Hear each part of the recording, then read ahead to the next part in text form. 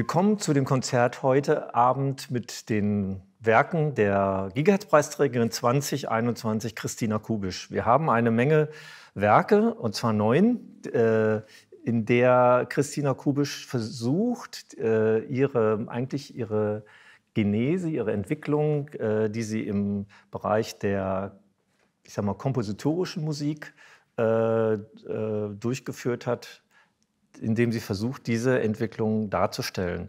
Es sind sehr unterschiedliche Stücke und wir werden zwischen diesen Stücken doch einige Kommentare und einige Fragen an Christina Kubisch richten. Deswegen möchte ich Sie erst herzlich begrüßen, Christina Kubisch. Schön, dass du da sein kannst und dass du bereit bist, das Gespräch mit mir hier zu führen und dass wir deine Musik hören können. Zuerst die Frage, du hast sehr viele Installationen gemacht, du machst Performances. Was ist der Unterschied zwischen einer Installation, einer Performance und dem, was wir hier als musikalisches Werk bezeichnen? Du hast ja einen Hintergrund als Flötistin, hast sehr viel interpretiert auf der Bühne. Du weißt ganz genau, was ist musikalische Form. Und trotzdem wendest du dich zwischen all diesen verschiedenen unterschiedlichen Repräsentationen von Musik oder auch der Kontaktaufnahme zum Publikum. Was ist der Unterschied zwischen Komposition und Installation und Performance? Also ich glaube, es gibt gar nicht so viele Unterschiede, weil alles, was man in einer Klanginstallation macht, auch komponiert werden muss. Man kann nicht beliebig irgendwelche Klänge eingeben und dann denken, es passt schon irgendwie zusammen. Andererseits ist die Installation eben eine Form, wo das Publikum selbst sich frei bewegen kann, wo es auch auf ganz unterschiedliche Weise hört. Und natürlich hat man auch das Bedürfnis, Stücke zu machen, wo man von Anfang an bis Ende eben entscheidet, so kann ich mir auch etwas vorstellen. Die Klänge sind aber oft so, dass sie sowohl in Installationen wie auch in den Kompositionen gebraucht wurden. Oder manchmal sind Kompositionen entstanden aus Installationen. Also es ist immer so ein Prozess, der wechselt. Und ich sehe da gar nicht so große Unterschiede, außer eben, dass die Form bei einer Installation offener ist. Also in einer Installation kannst du reingehen, du kannst dich entscheiden, wie lange du etwas hören willst, du kannst den Ort des Hörens festmachen und kannst auch wieder rausgehen. Also du hast so eine Eigenzeit, die mit Bewegung zu tun hat. Und beim Hören ist es ja oft so, dass vor allen Dingen hier in unserem Bereich man eine Bühne hat und man sich dann gegenüber sitzt. Der Performer ist vorne und das Publikum ist hinten. Und da gibt es dann so eine Art Trennwand. Und diese Trennwand hat mich immer sehr gestört. Und deswegen, glaube ich, ist auch die Performance selbst nochmal so eine Zwischenposition. Das ist nicht wirklich ein Konzert mit Musikern, sondern es ist oft eine Art von Form, die sich auch im Raum bewegen kann oder die mit Raum zu tun haben kann. Mhm. Wir hören ja jetzt gleich das erste Stück, Speak Spell von 1983. Und nochmal zurückzukommen auf das, was wir gerade angesprochen haben. Gibt es nicht eine gewisse Verdichtung von Material bei solch einem Tonbandstück, bei solch einem Stück, was, ich sag mal, hier mit einer Dauer von ca. 7 Minuten 30 die volle Aufmerksamkeit des Publikums abverlangt? Also ich glaube, ich habe überhaupt nicht an die Aufmerksamkeit des Publikums gedacht, als ich das gemacht habe. Ich hatte die Möglichkeit, etwas zu mixen. Es war ja nicht so wie heute, wo man alles im Homestudio machen kann. Also man brauchte eigentlich entweder Freunde, die ein gutes Equipment hatten, oder man versuchte selbst etwas zu haben. Aber allein etwas aus den Klängen, die man auf Tonbändern hatte, zusammenzuschneiden und zu mixen. Und ich war recht gut im Tonbandschneiden. Das war ja schon eine Riesenaufgabe. Und das allein war schon so spannend, das überhaupt machen zu können, dass man da nicht groß überlegt hat, ist das jetzt zu lang oder zu kurz. Das Zweite ist ja auch, dass die Zeitlichkeit oder die Empfindlichkeit für Zeit anders war vor 30, 40, 50 Jahren als heute. Heute ist alles viel schneller geworden, viel zackiger. Die Zeit ist anders, auch das Empfinden von Zeit. Und damals hatte man sehr viel Zeit. Also da waren 8 Minuten eigentlich gar nichts. Mhm. Und interessant an dem Stück ist ja der tragbare Sprachcomputer. Das ist ja eine ganz spannende Sache. Was war das denn für ein Gerät? Ja, diesen Speak and Spell, den habe ich geschenkt bekommen. Das war so eine rote Kiste, rot-orange, so wie eine, ich sage, plattgedrückte Schreibmaschine. Und man konnte einfach die Buchstaben abrufen, aber auch andere Klänge. Und ich fand das einfach faszinierend. Das ist der erste Computer, den ich eigentlich gesehen habe. Es war zwar ein Lerncomputer oder für Kinder, aber er war einfach so merkwürdig auch und so neu. Und man hatte ja auch nicht, man konnte sich ja nicht vorstellen, was es alles noch an Entwicklung geben würde. Und deswegen war ich auch fasziniert von diesen Rhythmen und von dieser Technologie, die sehr direkt war, aber die dann kombiniert wurde in dem Stück auch mit anderen Klängen, also auch mit einem Casio und allem, was man damals eben so als ganz neu hatte. Was hat der Computer gemacht? Also da muss man was reintippen und dann kam Das ist Klang eigentlich raus? auch wie eine Tastatur und dann tippt man auf den Namen oder auf einen Buchstaben und dann, wenn man auf Y drückt, dann sagt er Y, so oft wie man tippt. Also es ist praktisch wie so eine Art Sprachmaschine gewesen. Und du hattest gerade schon gesprochen von den Plastikschläuchen oder dem anderen Material, was eigentlich dem gegenübersteht. Vielleicht kann man sagen, eher weniger technoides Material. Ja. Und das war bewusst so eine Dualität von technischen Klängen und dann analogen Klängen? Also ich habe damals überhaupt nicht an technisch und analog gedacht, sondern es war einfach ein Klang, der sehr poetisch ist, der auch damals ziemlich oft benutzt wurde. Also es war nicht ich die Einzige. Und wir haben alle mit diesen Schläuchen irgendwas gemacht.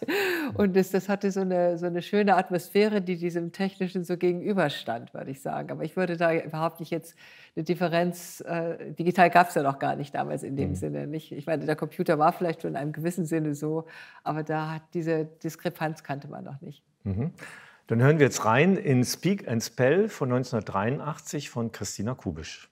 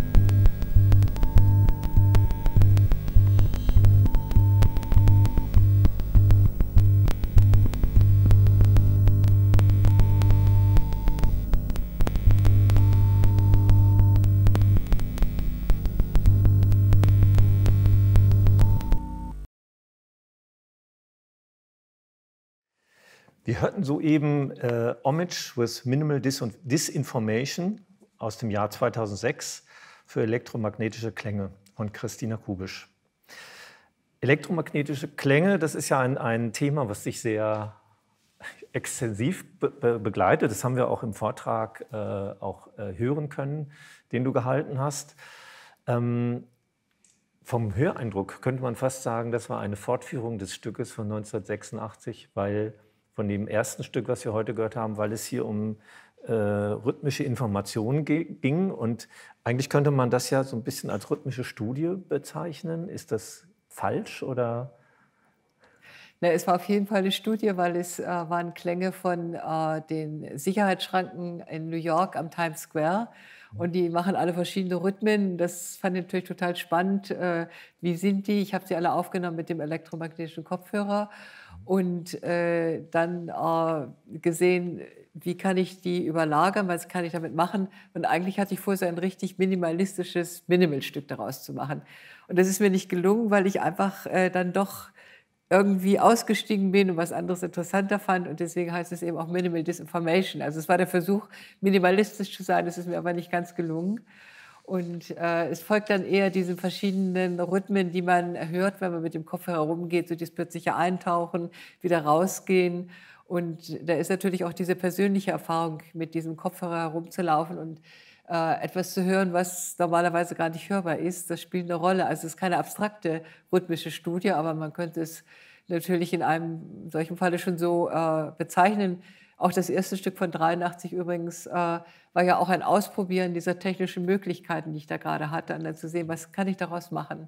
Und so arbeite ich eben sehr oft, dass ich interessantes Material finde und dann anfange, das zusammenzubauen und gar nicht so einen großen Plan vorher habe, sondern erstmal höre, wie ergänzt sich das, was wird da draus, und dann baue ich so weiter, so Stück für Stück. Das ist also die Gestalten, die von den aufgenommenen Klängen kommen, haben in sich eine Eigenschaft und die versuchst du dann zu integrieren oder zu verstärken oder zu nutzen in der Komposition, die du dann daraus machst.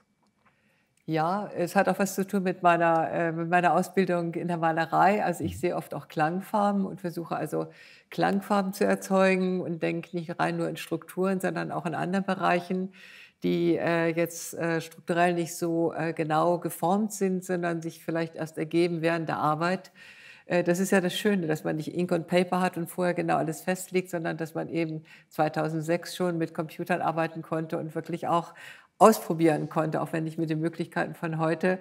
Was ist, wenn ich das verschiebe? Was passiert, wenn ich es verdichte? Das ging ja 83 überhaupt nicht. Da war man ja froh, wenn man 4 Kanäle überhaupt zusammenbrachte, nicht? Und in dem Sinne ist es schon der gleiche Ausgangspunkt, aber mit anderen Möglichkeiten.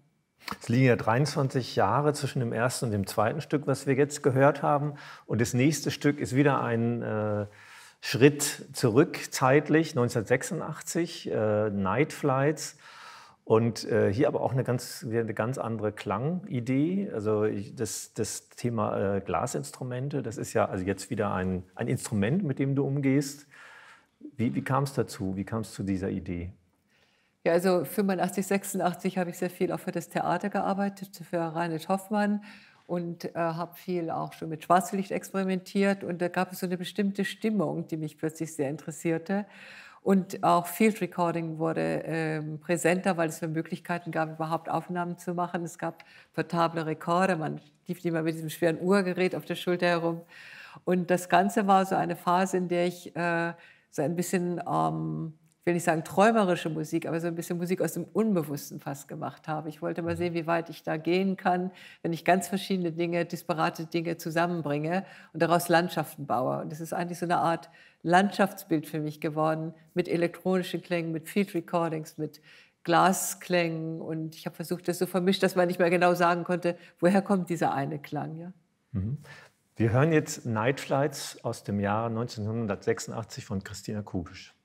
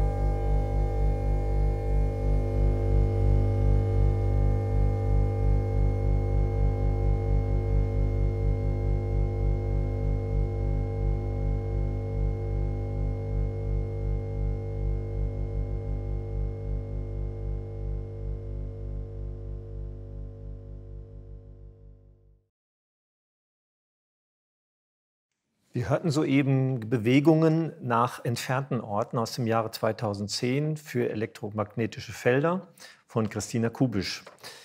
Eine Komposition, die jetzt 2010, also 11 Jahre alt ist und die, so ist mir aufgefallen, im Gegensatz zu den 3 vorigen Kompositionen ein Stück weniger rhythmisiert arbeitet oder repetitiv arbeitet, sondern eher mit Klang, ich sag mal, mit flächigeren Klängen, aber auch natürlich mit Einzelimpulsen und komplexeren Rhythmen.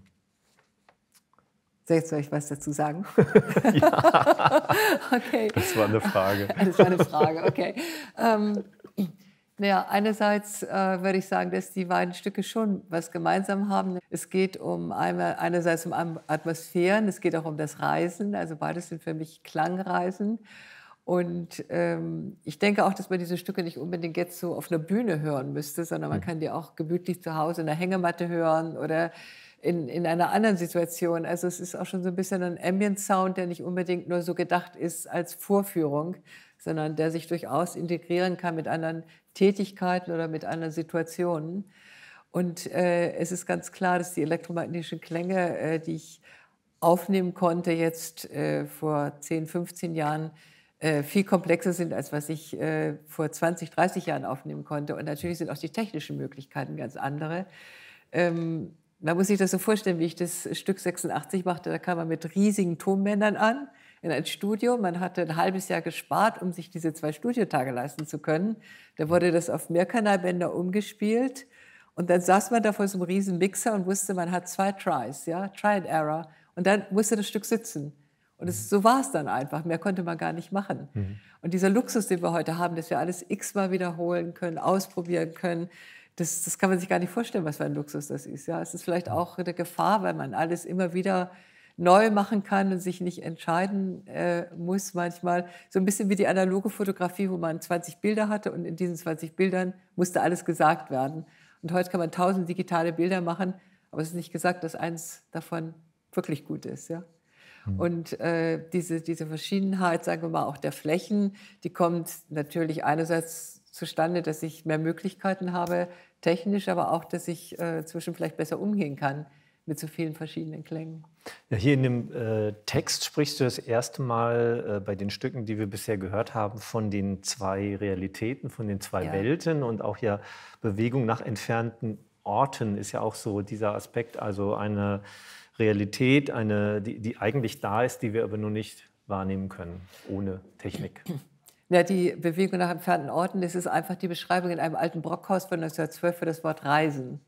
Und das fand ich so schön, also diese echte Bewegung. Und die ganzen Klänge sind aufgenommen worden während 3 Monate Reisen im Ruhrgebiet 2010 zu den damals Kulturhauptstadttagen. Und ich bin mit allen Mitteln gefahren, die es gab, also Busse, Bahnen, Züge, Schiffe, alles, was überhaupt möglich war. Und diese vielen Reisen, diese echten Reisen, wo man eben auch etwas hört, elektromagnetisch, und etwas anderes sieht, das hat sich dann so zu dieser Landschaft verformt, deswegen auch diese verschiedenen Realitäten. Aber ganz viele meiner Stücke sind Reisestücke. Ich bin ja auch mindestens ein halbes Jahr immer unterwegs auf Reisen in verschiedenen Ländern. Und deswegen ist das Thema Bewegung und Reise eben für mich auch ganz, ganz wichtig. Bevor wir zum nächsten Stück Harmonika kommen, noch eine Frage. Das im Gegensatz zur Performance und zu der Klanginstallation, das hatten wir schon das Thema, ist aber eine Komposition wie diese, die wir jetzt hören, außer einer, eine Festlegung. Du hattest ja vorher schon davon gesprochen, das Publikum ist der Performer. Das passiert nicht immer. Nicht immer, aber in vielen anderen Stücken zumindest kann das Publikum... Nee, in der Installation. Ja. Da ist das Publikum der Performer. Ja, aber bei den Audio-Walks in gewisser Weise doch auch. Ja. Ja. Bei beiden kann gestaltet werden durch verschiedene Aspekte. Also wenn man eine Klanginstallation neu aufbaut, dann kann man vielleicht noch mal Veränderungen einführen oder die Kontextsituation ist eine andere. Und hier, was dann auf dem Band, auf dem Tonband ist oder auf der Festplatte, ist festgelegt. Ja, ist klar. Ist das nicht was Beängstigendes, wo du doch sehr viel mit diesen Elementen von Erfahrung, Freiheit und Aktivität in der Wahrnehmung umgehst? Nee, ich habe vor sowas nicht Angst. Also ich meine, man probiert einfach alles aus, was man machen kann. Und manchmal ist es auch sehr schön, gestalten zu können, zu sagen, das gefällt mir jetzt gerade, das ist so, ja. Und ich habe ja unglaublich viele solcher Stücke gemacht, das ist ja nur eins davon. Und gerade dadurch, dass ich aber zum Beispiel auch mich selbst durch diese Installation bewege, merke ich plötzlich, oh, da gibt es ja so merkwürdige Zusammenhänge, das könnte ich auch mal in einem Stück machen. Und das ist alles vernetzt, ja. Das eine gibt sich aus dem anderen, das ist nicht separat für mich. Mhm. Ja, das Stück Harmonika von 2006 ist für Glasharmonika ist der Untertitel. Geht zurück auf ein Thema, was ja schon mal dran war in Night Flights, wo es ja auch um Glasinstrumente geht. Also das Thema Glas scheint ja irgendeine gewisse Faszination zu haben. Es war eher so, dass ich ab 2003 längere Stücke gemacht habe für Nichtinstrumente. Also einmal für Tuning Forks, also für Stimmgabeln. Das waren sehr große alte Stimmgabeln, die die Ärzte benutzt haben im letzten Jahrhundert, um das Gehör zu testen. Also teilweise wirklich so groß. Und damit habe ich ein ganzes Stück gemacht. Dann eins mit der echten Glasharmonika, die im Berliner Instrumentenmuseum steht und die für mich extra gespielt wurde. Eine große Maschine aus sich drehenden Glaskugeln, bei der man auch das Scheppern hört. Man tritt ja an Pedal und dadurch drehen sich die Glasbehälter. Und dann eins mit Schachtglocken, die so eine gewisse Sprache haben unterirdisch und die Warnungen aussprechen in den Bergwerken.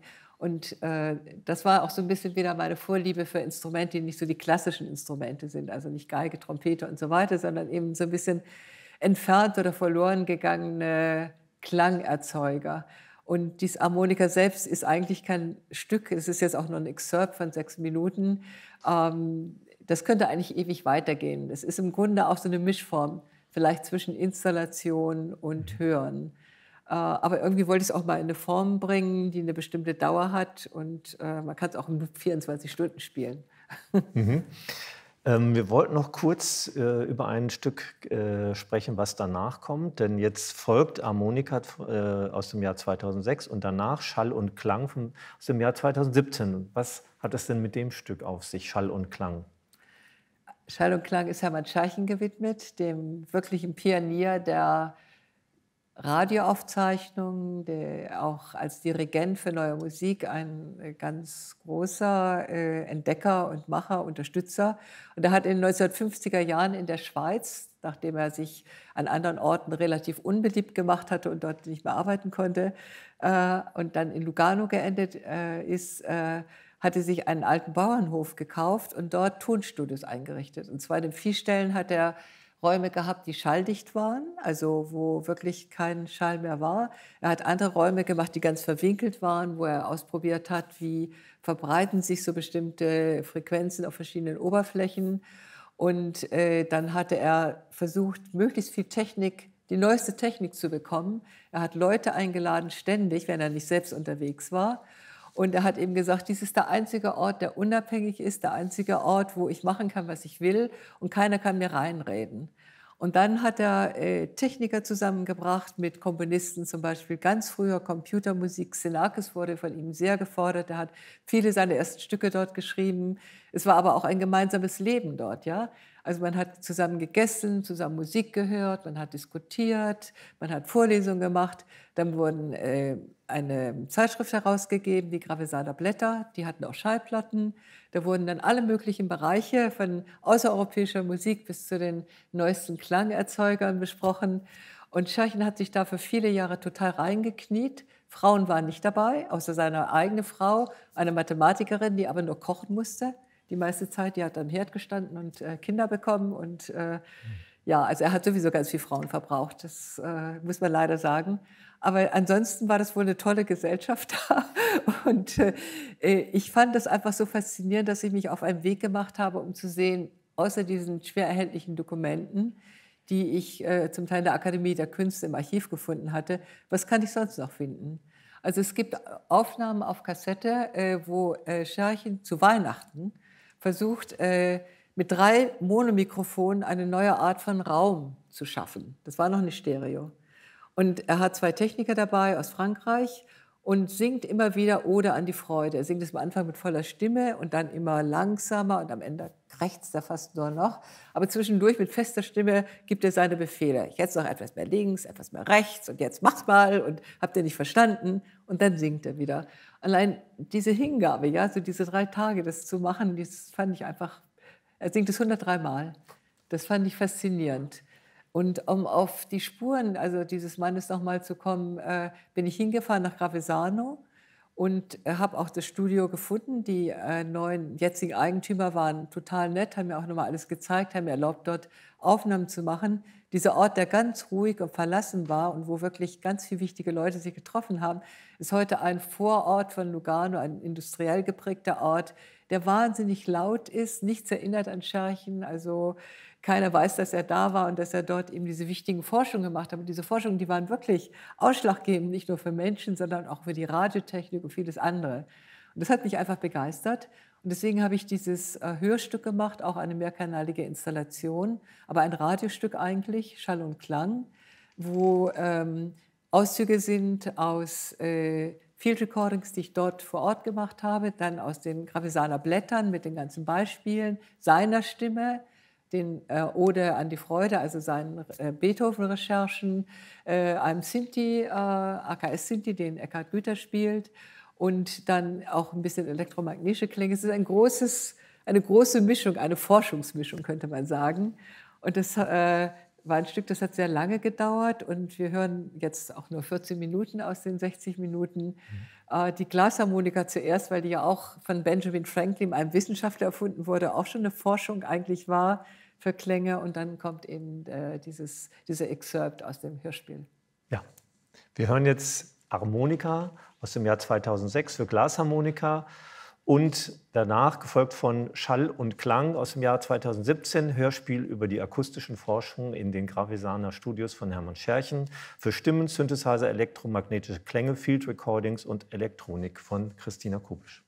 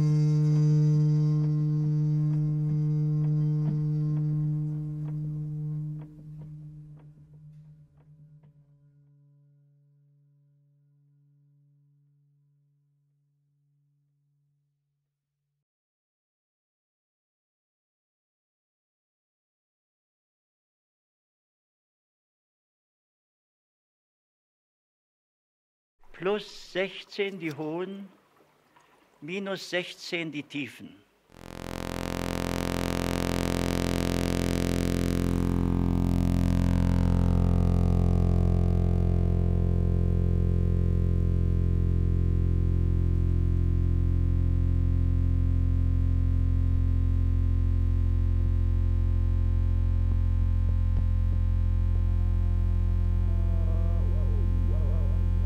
Von der leichten zur leichtesten Musik.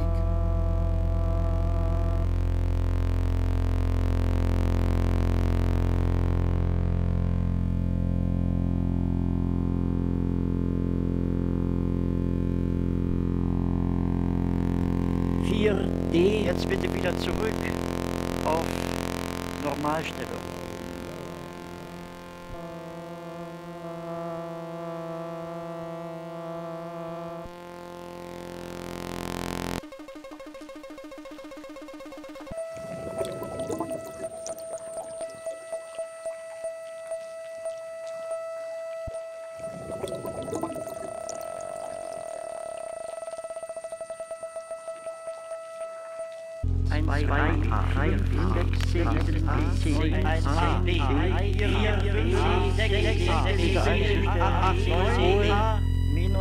Les bases de la jouissance musicale.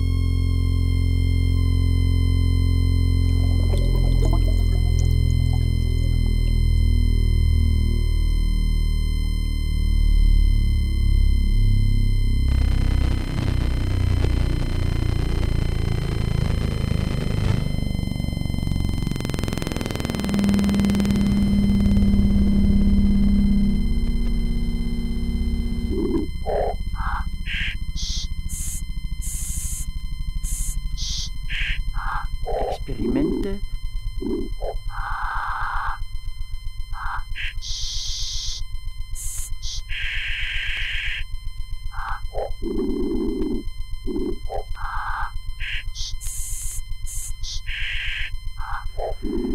Bitte wieder normal.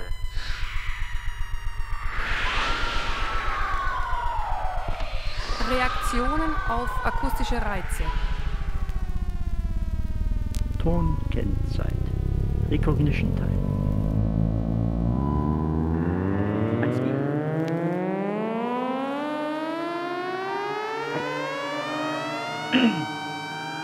Bitte jetzt einzustellen. E. Hohe plus 16 und Tiefe normal. Also nicht entzerrt. Verdeckung. Masken.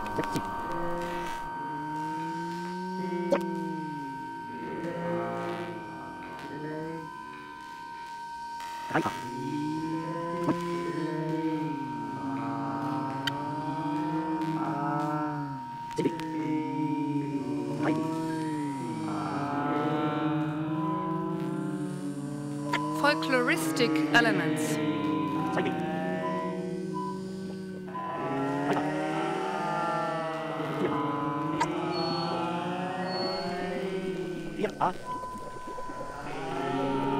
Normal jetzt wieder. Überschwellig. Der große Sprecher.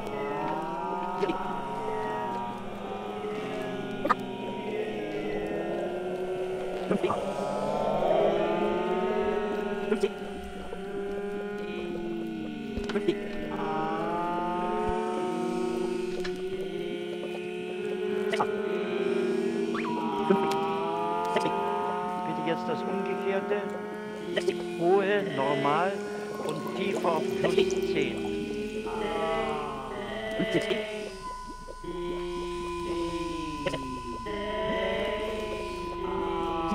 Ein Laufzeitgerät für Dauerbetrieb.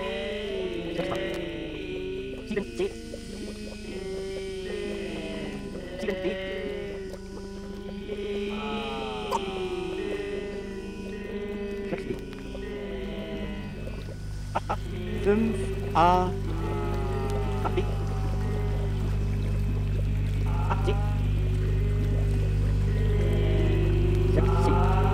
Wieder normal.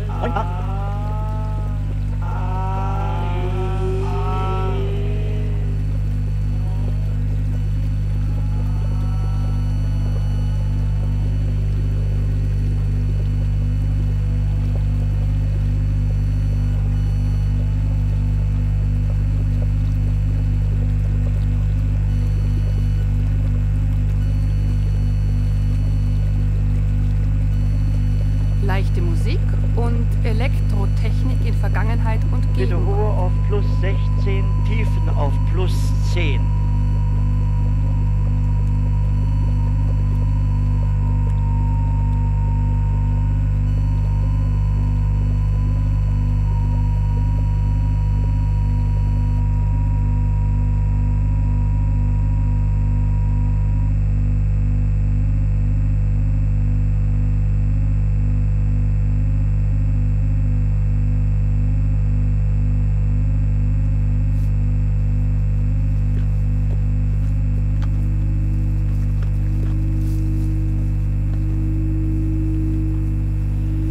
Bitte normal.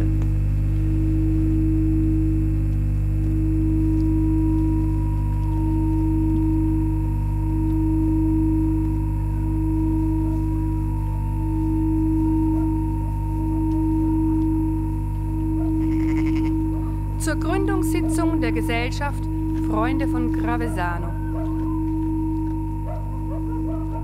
5b.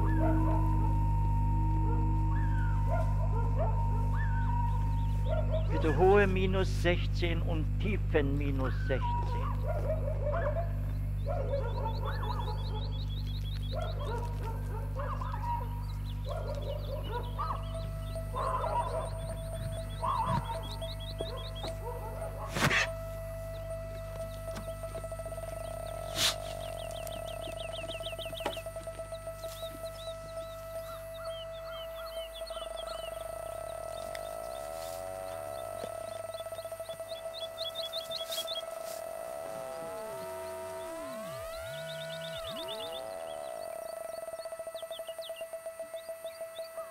Bitte normal, beides.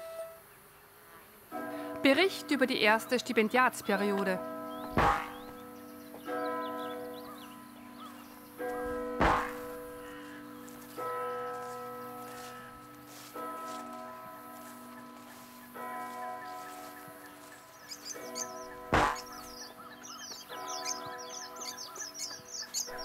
Typologie des Gehörs. Typology of hearing.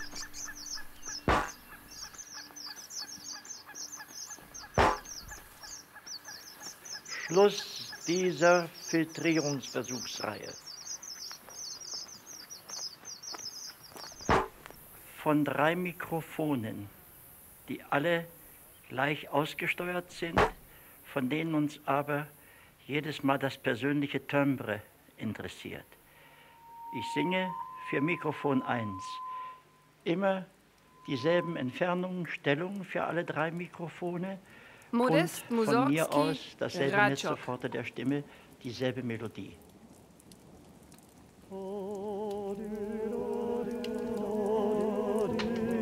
5c.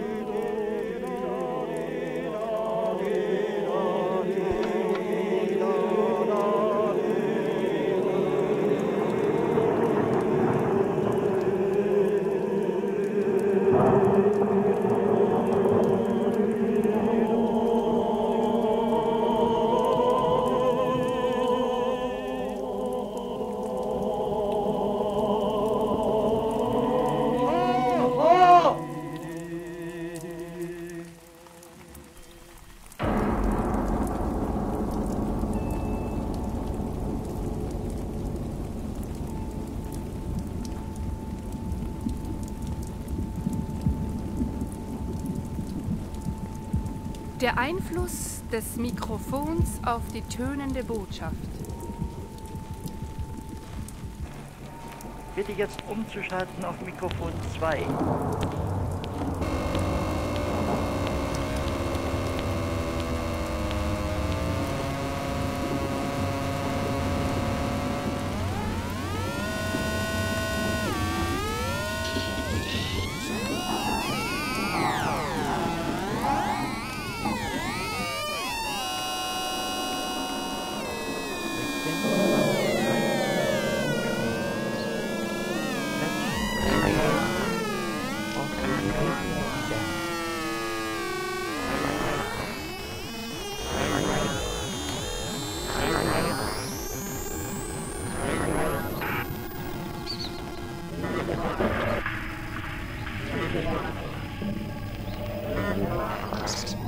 Manipulation und Konzeption 1. Erstens.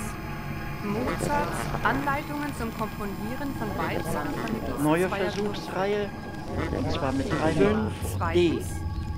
Zur Alle drei Entwicklung gleich der ausgesteuert, Serientechnik. aber Drittens. was wir wissen wollen ist, An eine welches die unbekannte individuelle Klangfarbe jedes Mikrofons ist. Ich singe in derselben Entfernung und versuche, die Stimme nicht zu verändern. Das gleiche Thema. Jetzt sofort. Jetzt auf Mikrofon Nummer 1.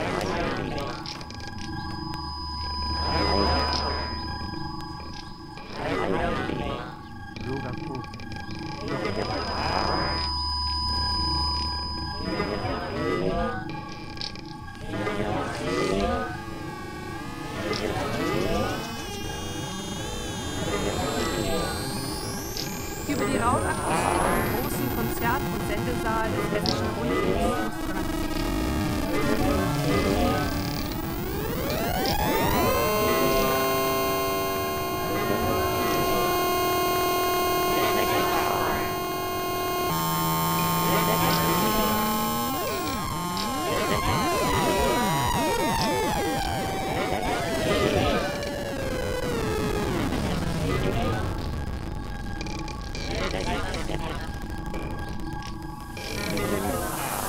Bitte umschalten auf Mikrofon 3.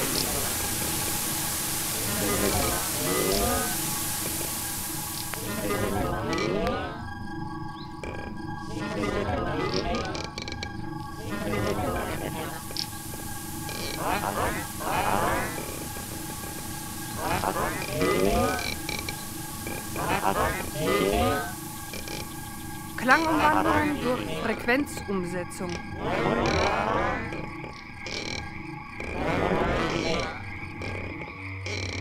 Wir nehmen als Vergleichspunkt immer wieder Nummer 1. Zurück auf Nummer 1. 5E.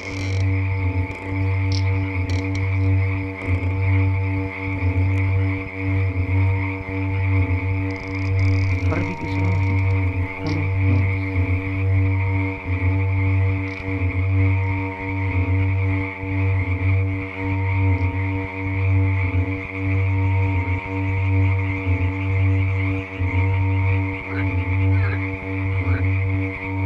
Bitte jetzt Nummer 3.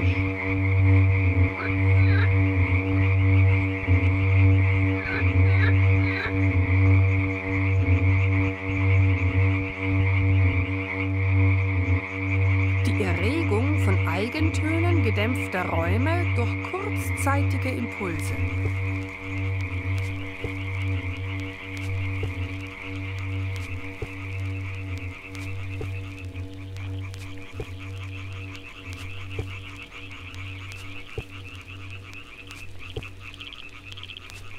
Zurück auf Nummer 1.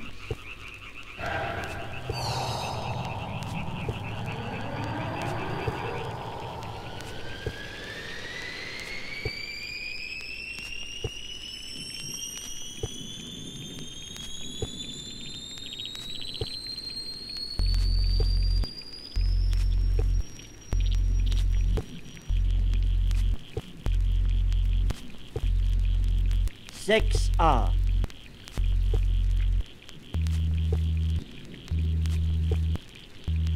Zum besseren Vergleich singe ich Inventar jetzt noch einmal des Experimentalstudios nacheinander Gravesano. alle 3 Mikrofone. Ich sage aber genau an, was ich tue. Ich mache kürzere Vergleichsstücke. Nummer 1 allein.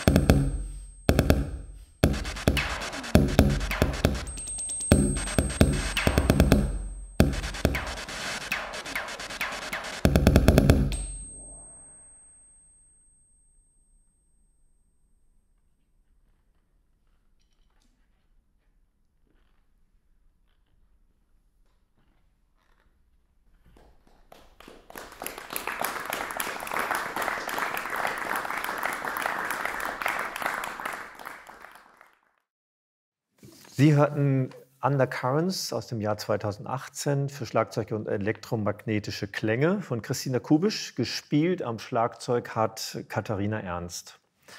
Katharina Ernst war ja auch die Schlagzeugerin, für die das Stück geschrieben worden ist. Wie war denn die Zusammenarbeit mit ihr als Instrumentalisten?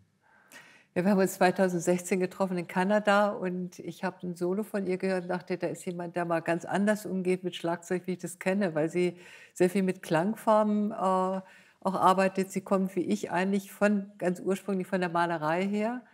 Und wir haben einfach sofort gedacht, wir würden gerne zusammenarbeiten. Und inzwischen haben wir ein Duo gegründet, das heißt Doublé. Und ich habe dieses Stück für sie geschrieben, dann hat sie ein zweites Stück für mich geschrieben, Interferences.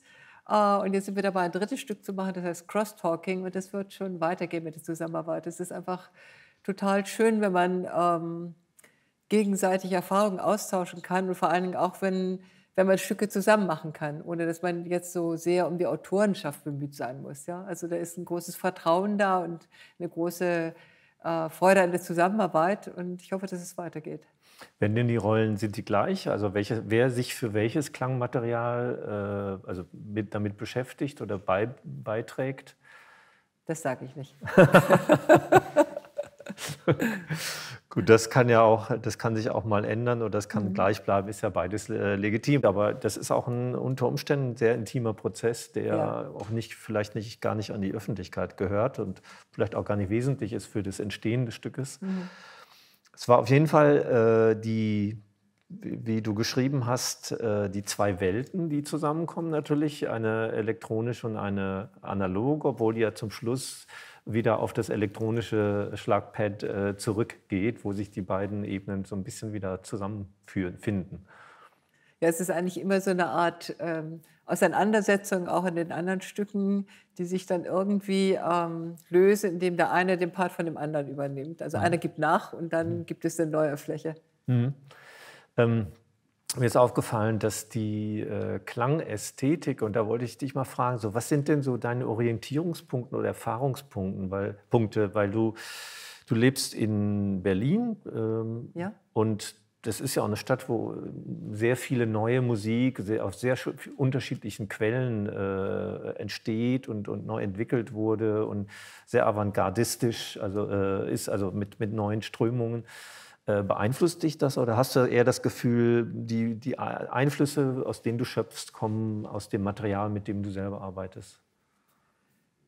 Also ich gehe sehr wenig in Berlin aus. Ich reise ja auch unglaublich viel und oft sind die Dinge, die ich sehe und höre, einfach die bei dem Festival, wo ich gerade bin.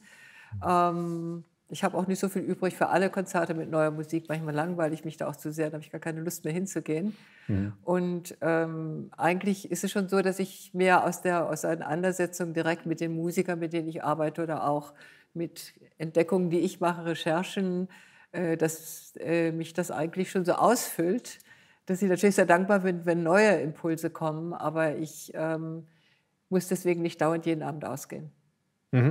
Ich wollte zwar nicht unbedingt darauf hinaus, aber das ist ja eine Information, wie du, aus welchen Quellen du deine Klänge oder deine auch Inspiration für Klänge schöpft. Aber im nächsten Stück haben wir ja nochmal eine ganz neue Quellenlage. Also Traveling Voices, Vadjo 3 für Stimmen. Das ist ja eine ganz besondere Erfahrung, die du da machen durftest, um die dich, glaube ich, ganz, ganz viele, einschließlich mir, extrem beneiden. Ja, das war eine Einladung der Biennale von Venedig, die schon im letzten Jahr kam. Und die Voraussetzung war, dass ich in San Marco etwas mit Lautsprechern machen würde. Da war die Genehmigung sehr schwierig, weil das am Anfang einen ganz großen Widerstand gab, als man sagte, Tonmusik oder Lautsprechermusik, es wurde ganz abfällig beurteilt, das kommt uns hier nicht rein. Und schließlich gab es diesen Kompromiss, gut, wenn ich also mit den Stimmen des Chores arbeiten würde, also mit geistlicher Musik, dann konnte es ja nicht ganz schlimm ausgehen. Ja? Und deswegen haben sie mich gelassen. Und wegen Corona hat sich alles sehr verzögert. Ich konnte im Mai erst nach Venedig, habe mehrere Tage dann auch den Chor aufgenommen. Es gab wirklich alle Hilfe, die ich brauchte. Ich konnte einzeln jede Stimme aufnehmen, ich konnte sie zusammen aufnehmen. Ich hatte Tontechniker. Also es war ein Entgegenkommen, was natürlich auch ganz viel Freude macht, so zu arbeiten. Und danach sind die Stücke entstanden. Dann gab es im August die ersten Proben, Generalproben, die auch schwierig waren. Wir durften nur nachts rein und diese nächtliche Atmosphäre ist zwar sehr speziell, also ganz allein in San Marco zu sein, in dieser Kirche mit diesen Kuppeln und diesem Gold, das allein ist es schon wert. Aber nächtliche Arbeit heißt auch, dass man sich unglaublich konzentrieren muss. Mich hat es ein bisschen erinnert an die alten Zeiten, wo man eben im Studio stand und man hatte so 8 Kanäle und ein Mischpult und da musste das klappen. So ein bisschen diesen Druck hatten wir auch, aber auch diese Intensität der Arbeit. Und am Ende gab es eben eine Zusammenarbeit mit Thierry Cordus, der ein sehr bekannter Toningenieur ist für Specialization, ich weiß gar nicht, wie man es auf Deutsch sagt, also Verräumlichung. Ja, oder Verräumlichung. Ja. Und Ecki Güter, mit dem ich ja schon sehr, sehr lange zusammenarbeite als Tontechniker und Audioingenieur. Und wir haben dann zusammen dieses Stück sozusagen in der Kirche selbst erarbeitet, in relativ kurzer Zeit. Und es ging darum, die Akustik zu benutzen. Also wir haben sehr viel geprobt mit Lautsprechern, die nach oben gingen, zur Seite gingen. Die waren auch schwer, wir haben sie nachts herumgetragen. Wir haben immer wieder neue Kombinationen gemacht. Wir haben unten gearbeitet, oben gearbeitet. Wir haben festgestellt, es gab so viele Orte, wo man was hören konnte, wo man anders hören konnte, dass man eigentlich endlos hätte arbeiten können. Das Konzert selbst war auch schön, weil der Chor, der normalerweise immer nur sonntags die gleichen Sachen singt, mal so ganz grob gesprochen, die konnten sich auch mal austoben und konnten an den verschiedensten Orten etwas machen. Und der Chorleiter, Maestro Germani, kannte sich sehr, sehr gut aus mit der Musik des Cinquecento und hat das dann auch richtig schön gemacht, indem der Chor plötzlich in ganz versteckten Ecken gesungen hat, ganz unten. Und jedes Mal klang das anders. Also das ganze San Marco hat mal wieder so richtig seine Fülle der Möglichkeiten gezeigt. Es sind ja Madrigale von Claudio Monteverdi, das ist ja auch ein fantastischer Komponist. Wie war das denn für dich jetzt mit diesem historisch, aber auch so vorgefertigten und so starken Material umzugehen? Nicht jetzt nur mit der Akustik, mit der unglaublich beeindruckenden Architektur, sondern auch noch mit einem Klangmaterial von einem Komponisten, der zum Höhepunkt dieser Zeit gehört. Ja, das ist jetzt nicht nur Monteverdi gewesen, sondern genauso Schütz, Villath, viele verschiedene andere Komponisten. Und ich bin da ziemlich unbedarft. Ich sage einfach, es ist tolles Material, jetzt mache ich mal was draus. Ja? Also da muss man auch schon so einen Punkt machen, sonst kann man ja gar nicht weiterarbeiten. Entweder man erstarrt für Ehrfurcht oder man sagt, ich mache jetzt selbst mein Ding. So war das. Okay. Gut, und dann gibt es nach dem Stück Traveling Voices Viaggio. Vielleicht darf ich dazu noch ganz kurz was sagen. Also dieses Stück, was wir machen, das waren ja insgesamt 5 Stücke. Es ist eins der kürzesten und es beruht darauf, dass die Klänge, die ich dort aufgenommen habe, an anderen Orten wieder aufgenommen wurden.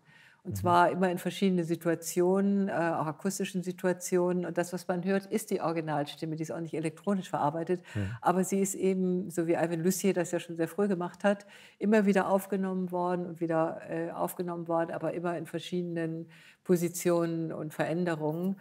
Und das wurde eben in der Kirche selbst natürlich auch nochmal verräumlicht. Und hier im ZKM, in diesem wunderbaren Kubus, wird auch versucht, ein bisschen eine Raumstruktur zu schaffen dafür.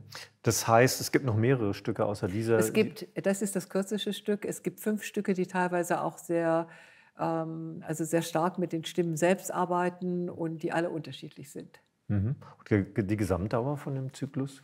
30 Minuten ungefähr, vielleicht etwas mehr. Ja, das heißt, wer noch die Möglichkeit hat, irgendwann mal Christina Kobus Traveling Voices Viaggio 3 komplett, also zumindest Traveling Voices ist der Übertitel, gesamt zu hören, der sollte sich das nicht entgehen lassen. Das verspricht eine sehr interessante und intensive Erfahrung zu sein. Als letztes kommt aber noch ein weiteres Stück, Transit Journey, eine Uraufführung. Ja. Worum handelt es sich dabei? Ja, ich will jetzt gar nicht viel dazu sagen. Das Stück ist gerade fertig geworden und es ist auch so ein bisschen ein Corona-bedingtes Stück, weil mir aufgefallen ist, dass man sehr oft an Orten vorbeikommt, man darf halt nicht mehr rein. Oder man sieht sie nur von außen, man weiß gar nicht mehr, was wirklich dort passiert. Man basiert seine Beobachtungen nur auf dem eigenen Standpunkt, wo man gerade ist. Und Transitreisen finde ich sowieso sehr spannend, weil man ist einerseits in seinem gewohnten Raum, den man kennt.